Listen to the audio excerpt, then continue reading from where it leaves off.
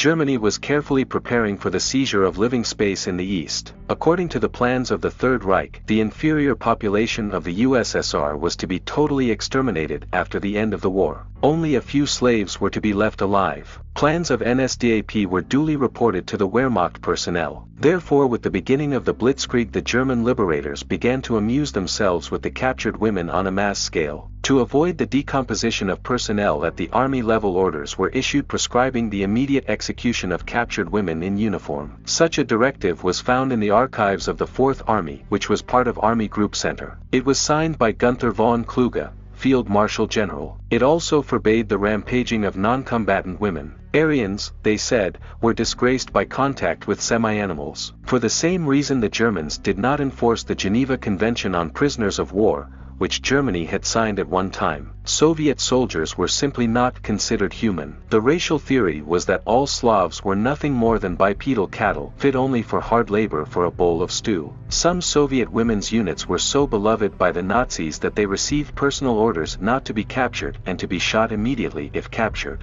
Such honor was bestowed on the famous night witches of the 46th Guards Night Bomber Regiment. Only after 1943 to 1944 were female soldiers captured by the enemy sent to concentration camps. The agonizing Germany began to use all available resources for its purposes. However, the camp authorities did not deny themselves certain pleasures with prisoners who retained their attractiveness. In the end, all female prisoners of war were taken to the only special concentration camp in the Reich, Ravensbrück.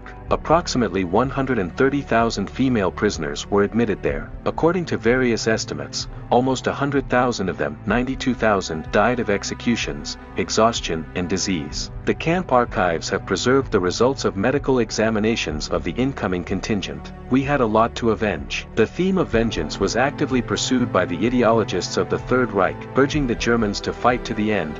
Otherwise, the Reds will come and pay us in full for all that our husbands and sons have done in the USSR. There are numerous documented accounts of atrocities committed by German soldiers and officers against girls in the USSR. However, the West safely does not notice the inconvenient truth.